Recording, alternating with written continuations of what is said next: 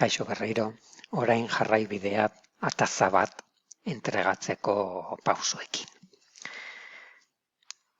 Berriro, irekiko dugu lehenengo unitateko elementuak eta hor ikusiko dugu lanean izeneko atalian badagoela ataza bat entregatzeko. Ataza bat ja bada beste elementu mota bat non guk egindago lan bat entregatu behar dugu. Atazean eskatuko digute zein motako fitxategi entregatu behar dugun eta izan daiteke audio bat, bideo bat, argazki bat edo dana dalakoa definizioari erantzuna emateko. Izenean bertan aurrekoan bezala agertuko da zein dan erantzuna entregatzeko azken eguna.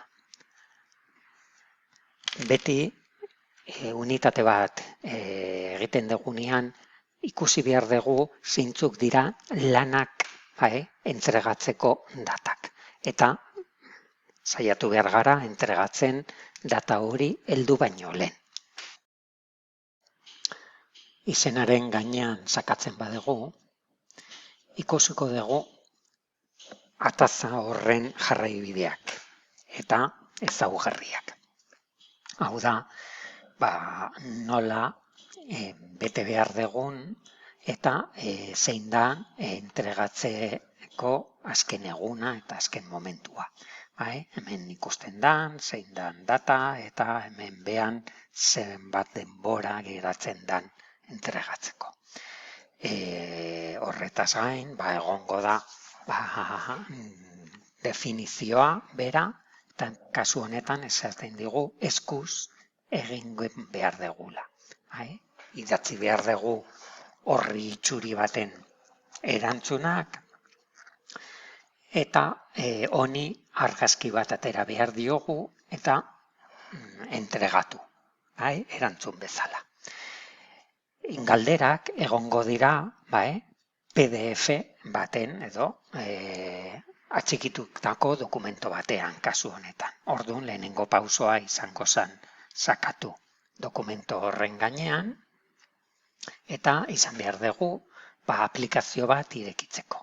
Kasu honetan agertzen da deskripzio bat eta hemen agertzen dian galderak dokumento honetan.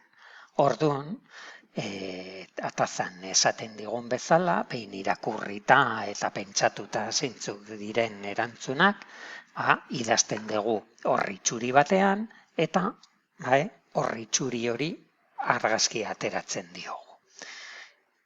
Argazki hori bidaltzeko erantzun bezala sakatu behar dugu hemen gehitu bidalketa. Honi sakatzean irekitzen da kutsatxo hau eta ikur horren gainean sakatzen badugu, aukeratu behar dugu igo fetxategia eta selekzionatu behar duzu, aukeratu behar dugu behar den fitxategia. Demagun eskaneatu degula eta orduan deskarga atal honetan daukagula, PDF-an edo irudia bezala argazki bat atera diogula. Orduan aukeratzen dugun nahi duguna, markatzen dugu eta behin ikusita fitxategiaren izena kutsatxo honetan, ematen diogu igo fitxategi honi. Baina benetan entregatzeko edo era bat kargatzeko aula virtualean, gorde aldaketak botoiari eman behar diogu. Gorde aldaketak botoi honetan sakatzean ikusi behar dugu